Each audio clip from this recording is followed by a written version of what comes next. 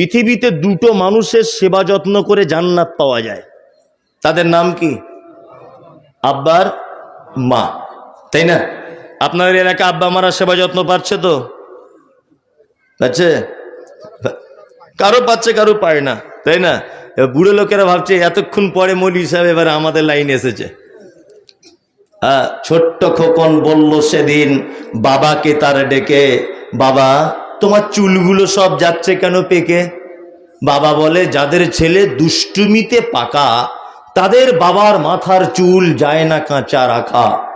ছোট্ট খোকন বলল তখন, হয়নি আমার ভুল, তুমিও তো ছিলে আমারই মতো, তাই পেকে ছিল দাদুর চুল। একটা ছেলে তার আব্বাকে বলছে, আব্বা তোমার চুল পেকে যাচ্ছে কেন? তো বলছে, ওরে তোদের মতো বদমাশ ছেলে যাদের ঘরে থাকে না, তার বাপেরা টেনশন করতে করতে চুল পেকে যায়।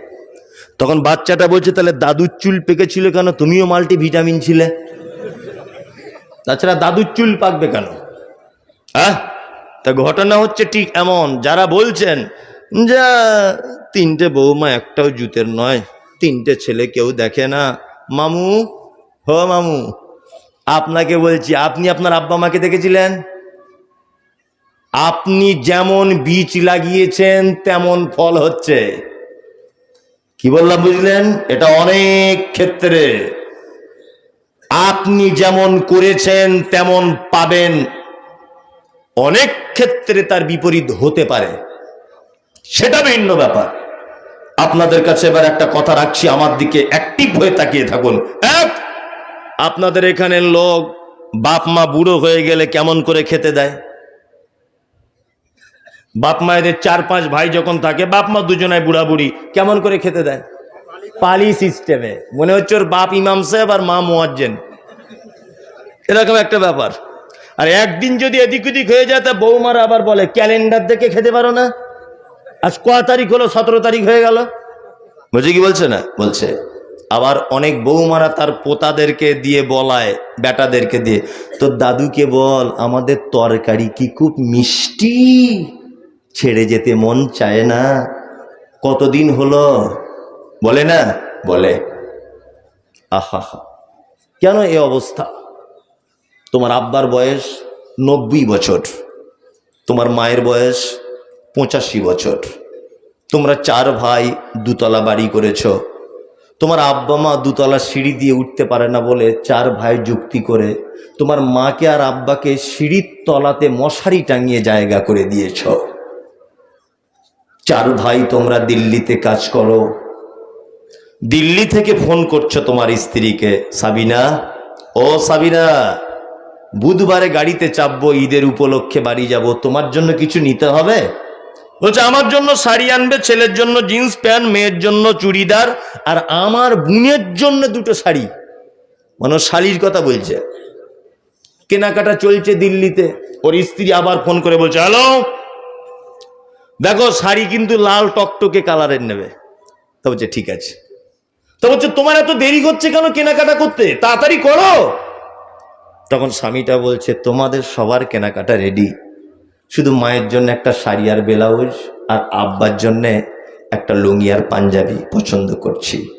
তখন মোটরসাইকেলের ওর বউ ফোনে বলছে, কেন প্রত্যেক বছরে তুমি কেন তোমার আব্বা মাকে জামা কাপড় দিবে? আর 3টে ভাই চোখে দেখতে পারে না? বাড়ি চলে এসো, কেনাকাটা কিছু করতে হবে না। ও বইয়ের কথা শুনে বাড়ি চলে এসেছে। 4 ভাইয়ের একই কেস। ঈদের দিনে মসজিদের মাইকে তাকবীর হচ্ছে, আল্লাহু আকবার, আল্লাহু আকবার, লা ইলাহা ইল্লাল্লাহ, আল্লাহু আকবার, আল্লাহু আকবার, ওয়ালিল্লাহিল হামদ। হয় না? হয়। সবাই নতুন জামা পরে ঈদগাহের দিকে রওনা দিয়েছে। তোমার মা মশারির ভিতরে তোমার আব্বাকে ডেকে হাত নাড়িয়ে বলছে, আব্দুল্লাহর আব্বা ঈদের নামাজ পড়তে যাবে না? বলছে যেতে তো মন করে, কিন্তু জামা কাপড় কোথায় আছে বুঝতে পাচ্ছি না, গোসল কি করে করব। তোমার মা তখন মশারিটা তুলে বাক্সের ভিতরে তোমার গত বছরকার দেওয়া তোমার বোনেদের পাঞ্জাবি আর একটা লুঙ্গি বার করে দিয়ে তোমার আব্বার কোনো রকম পরনে ঢুকিয়ে দিয়ে বলছে লাঠিটা নিয়ে আস্তে আস্তে ঈদগাহে যাও। তোমার আব্বা ঈদগাহে এসেছে, নামাজ শেষ, তোমার আব্বা আবার লাঠি নিয়ে আস্তে আস্তে ঈদগাহ থেকে বাড়ি চলে যাচ্ছে। তোমাদের বাড়ির সদর দরজার ওখানে বসে আছে। দুপুর 2টো পর্যন্ত ঈদের দিনে সবাই ফুচকাওয়ালা আত্মীয় স্বজন একে ওকে নিয়ে ব্যস্ত। 4 বৌমা একবারও মনে করলো না আমাদের বাড়িতে দুটো আব্বা মা বলে কেউ আছে। 2টো পর্যন্ত যখন খেতে পেল না, তখন পোতার সঙ্গে বলছে তারা, দাদু আব্দুর রহমান, তোর মাকে বল না 2টো রুটি আর 1 পিস গোশত দিতে। ছোট বৌমা 4 পিস গোশত 1টা রুটি দিয়ে পাঠিয়েছে বেটার হাতে। বৌমা আমার উপরে জানলা থেকে বলছে, তোর দাদুকে বলবি 1টা রুটি খেতে 2টো পিস মাংস রেখে দিতে, না তো পাতলা পায়খানা করবে, কে ধোবে? তোমার দাদুর খাওয়ার ইচ্ছা থাকলেও খেতে পেল না। তোমার মা তো নারী, ওই জন্যে মশারির ভিতরে পেচ্ছাপ পায়খানা করা কাপড় জড়িয়েই ঈদের দিনে অপেক্ষা করছে 4 বৌমারা কখন একবার আমাকে গোসল করাতে আসবে।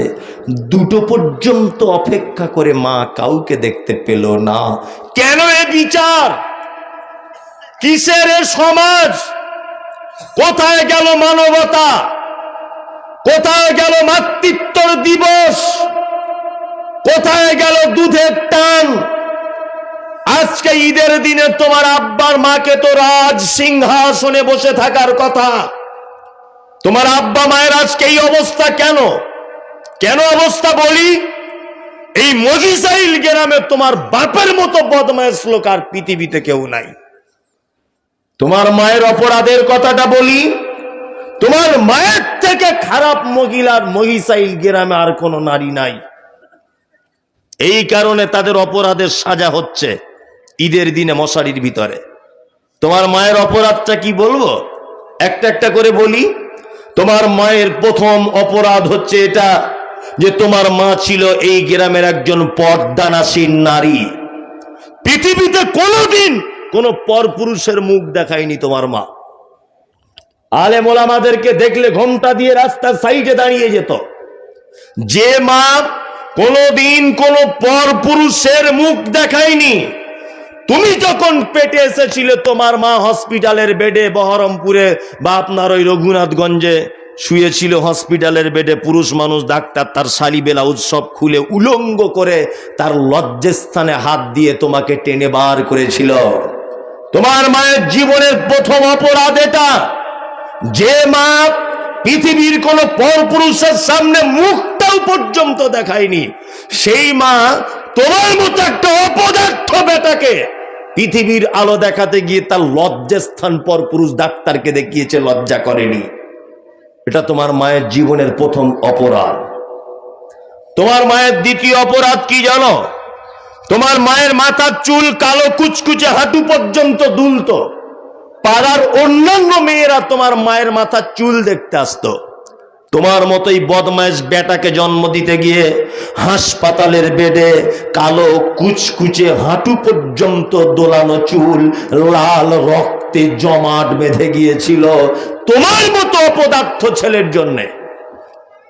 তোমার মায়ের অপরাধ, তোমার মা ছিল তোমার নানার একটা বেটি, আদরের বেটি। জীবনে কোনোদিন ইনজেকশন পর্যন্ত দিত না, এত ভীতু তোমার মা। কিন্তু তুমি যখন পেটে এসেছো, ডাক্তারখানাতে গেছে তোমার মা, ডাক্তার বাবু বলছে যে ও মা, তোমার বাচ্চা এইভাবে থাকার কথা, নরমালে হতো, তোমার বাচ্চা এইভাবে লেগে গেছে, নরমালে তো সম্ভবই নয়, এমন কি তোমার বাচ্চা মারা যেতে পারে, নয় তুমি মারা যেতে পারো। তোমার মা সেদিন কাঁদো কাঁদো কণ্ঠে ডাক্তারের হাত দুটো কাঁপতে কাঁপতে ধরে বলেছিল, ডাক্তার বাবু আপনার পায়ে দুটো জড়িয়ে ধরে বলছি, আপনার কাছে যদি ধারালো ছুরি কাঁচি কিছু থাকে, আমার পেট বার করে হলেও কেটে দিয়ে হলেও আমার বাচ্চাকে দেখান। আমার বাচ্চার মুখের দিকে তাকালে আমার পৃথিবীর সব কষ্ট দূর হয়ে যাবে। সেই যে ধারালো ছুরি দিয়ে তোমার মায়ের পেট ক্যাচ করে কেটে দেওয়া হয়েছে, আজ পর্যন্ত সেই মোটা সমুচার সুতো দিয়ে সেলাই করা তার বেদনা 90 বছর বয়সে মশারির ভিতরে অনুভব করে। এটা তোমার মায়ের 3 নম্বরের অপরাধ। তোমার মায়ের অপরাধ। চিকিৎসা বিজ্ঞানীরা বলেছে প্রত্যেক দিন একটা বাচ্চা তার মায়ের 8 বার করে দুধ পান করে, একবারে 250 গ্রাম দুধ পান করে। কোরআনের ভাষাতে 30 মাস দুধ পান করাতে হয়। 50 টাকা যদি দুধের যদি লিটার হয়, একটা বাচ্চা তার মায়ের 90,000 টাকা দুধ পান করে। তোমার মায়ের 4 নম্বরের ভুল, তোমার মতো অপদার্থ বেটাকে 90,000 টাকা দুধ পান করিয়েছিল। তোমার মা কে জানো? তোমার মা হচ্ছে সেই নারী পৃথিবীর সব থেকে বড় মিথ্য। তোমরা 4 ভাই, স্কুলে যেতে তোমার আব্বার ইনকাম কম ছিল, 500 গ্রাম গরুর গোস্ত কিনত। 3 ভাই আগে আগে বাড়ি চলে এসেছে, 3 জনকে খেতে দিয়েছে। তোমার 2 বোন ছিল, তোমার আব্বা খেয়েছে। তোমার মা হাঁড়ির তলাতে 3 পিস মাংস রেখে দিয়েছে। তুমি স্কুল থেকে বাড়ি এসে যখন বলেছ মা কি রান্না করেছো, তোমার মা বলেছে আব্বু আজকে গোস্ত রান্না হয়েছে। তুমি খেতে বসেছ, তোমার মাকে তুমি জিজ্ঞাসা করে বলছো মা তুমি খেয়েছো? তোমার মা সেদিন বলেছিল আব্বু পেটে যেন কেমন কোন কোন কোন কোন করছে, আমি গোস্ত খাবো না, মনে হয় গ্যাস অম্বল কিছু হয়েছে। তোমার মা এই মিথ্যা কথাটা বলেছিল 3 পিস মাংস তুমি খাবে তাই। তোমার মাকে জানো? বহরমপুরে তোমার নানির বাড়ি, চাঁদের মোড়ে বাসে উঠেছ। বাসের সিট পেয়ে তোমার মা বসেছে, তোমার বয়স তখন 1.5 বছর। বাসে উঠেই তোমার মাকে বলছো মা একটু দুধ দে না। তোমার মায়ের বয়স তখন 25 বছর, চরমা সুন্দরী তোমার মা। বাসের চ্যাংড়া পোলা যুবকেরা তোমার মায়ের দিকে ফ্যাল ফ্যাল করে দেখছে। তোমার মা পাড়া গ্রামের মেয়ে, লজ্জা করছে, বাচ্চা দুধ চাইছে, বহরমপুর যেতে 3 ঘন্টা লাগবে, কি করে বা দুধটা বার করে দেব। চারিদিকে ফিরে তুমি যখন বারবার ব্যস্ত করছিলে, তোমার মা ব্লাউজের হুক খুলে দিয়ে, বোতাম খুলে দিয়ে তোমার দুধের মোটাটা মুখে ধরিয়ে দিয়ে বলেছিল আব্দুল্লাহ দুধ খেয়ে নে বেটা। একদিকে ব্লাউজের ভিতর থেকে দুধ মুখে দিয়ে, আর একদিকে পেটের কাপড় ঠিক করছে, মাথার কাপড় পড়ে যাচ্ছে ঠিক করছে, বাসের ভিড়ে বাস দুলছে। তোমার মা যদি সেদিন একবার বলতো খুব লজ্জা করছে তোকে দুধ দেব না, এই মমতাজুল ইসলাম বলছি তোমার কচি কণ্ঠনালী আটকে তুমি বাসের ভিতরেই মারা যেতে। এটা তোমার মা। তোমার আব্বা মানে ওরে সেই পুরুষটাই তোমার আব্বা। তুমি স্কুলে যাবে বলে সাইকেল কেনার বায়না করেছিলে। তোমার আব্বা রাজমিস্ত্রি কাজ করত দুর্গাপুরে, 20 টাকা করে টিফিন খরচা পেত। তোমার মা যখন ফোন করে বলেছে আব্দুল্লাহ সাইকেলের কথা বলছে, তোমার আব্বা টিফিন খাওয়ার টাকাটা জমিয়ে জমিয়ে তোমার মায়ের অ্যাকাউন্টে ফেলে দিয়ে বলেছিল আব্দুল্লাহ সাইকেলটা কিনে দিও। এটা তোমার বাপ। এটা কে? তোমার আব্বা। চলুন কোরআন কি বলে এদের ব্যাপারে। আমি বলেছিলাম উত্তম দান করার জায়গা কোথায়।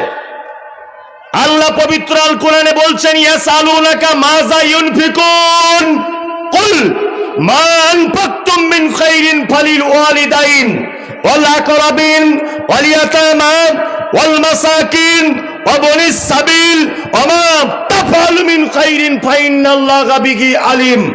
নবীকে জিজ্ঞাসা করা হচ্ছে নবী আপনি বলুন পৃথিবীতে যত আমরা দান সদকা করি উত্তম খরচা কোনটা? আল্লাহ আবার নবীকে দিয়ে প্রশ্ন জবাব দিচ্ছেন কুল নবী আপনি প্রশ্নকারীদের বলুন মান ফাকতুম মিন খাইরিন ফালিল ওয়ালিদাইন। পৃথিবীতে সব থেকে উত্তম খরচা করার জায়গা সন্তান তার আব্বা মায়ের জন্য যে টাকাটা খরচা করে। কি বললাম বুঝলেন? 10,000 টাকা দান করেছেন মাদ্রাসায়, 10,000 নেকি হবে ধরে নেন। যাওয়ার সময়তে 100 টাকা দিয়ে শীতকালে একটা ওড়না কিনে নিয়ে আপনার মাকে দিয়ে বলুন মা এই ওড়নাটা তোমার জন্য নিয়ে এসেছি, ফজরের বেলা গায়ে দিয়ে নামাজ পড়বে। এখানে যদি 10,000 নেকি হয় ওই 100 টাকাতেই 10,000-এর বেশি নেকি হবে। কি বললাম বুঝলেন? 90,000 টাকা দুধ পান করেছেন। একজন মানুষ বলুন তো, একটা কেউ হিলবেন না, 5 থেকে 10 মিনিট আমি আর থাকবে, একজনাকে ওঠা বসা করবেন না, এটা বিনীত অনুরোধ আপনার কাছে। একজনও। আপনি চলে যাওয়া মানে আমি বুঝতে পারবো যে আপনি মাদ্রাসার একটা ইট ভেঙে দিয়ে চলে গেলেন, কারণ আপনাকে দেখে আর একজন পালাবে, না দিলেও বসে থাকতে হবে। 10 জন মানুষ বলুন তো যে আমি 5,000 টাকা দিব মাদ্রাসাতে আমার আব্বা মায়ের জন্য। একজনা প্রথমে শুরু করুন তো, আমি 10,000 টাকা বলবো না, একজন একজন নামটা লিখুন ওনার, ওই যে হাত তুলেছেন একজন।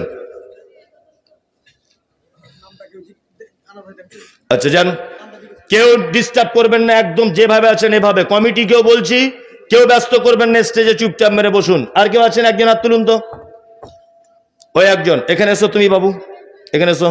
দুজন, এই চাদরওয়ালা রে, এই বস, ওখানেই বস, টাকা যেন চুরি করবি না, বস। দুইজন হলো 5,000 করে। আর হাত তুলুন একজন। 10 জন বলেছি 5,000 করে আব্বা মায়ের জন্য দিবেন টাকাটা। কত আপনি? 5,000।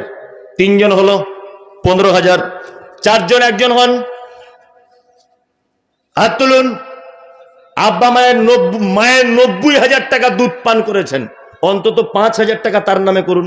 এটা ভাববেন না যে আব্বা মা বেঁচে আছে, আরে বোকা, বেঁচে থাকলেও তার নামে করুন। ওই একজন হাত তুলেছে, কত? 5,000 করে দেন, দেন, ইনশাল্লাহ আল্লাহ দিয়ে দেবে মালে বরকত। দুবারে দিবেন, দিয়ে দেন ইনশাল্লাহ। হাত তুলুন একবার, 5,000। 5 জন হলো, 6 জন হাত তুলুন। আর 4 জন তুলুন হাতটা। এই মেয়েরা কথা বলবেন না,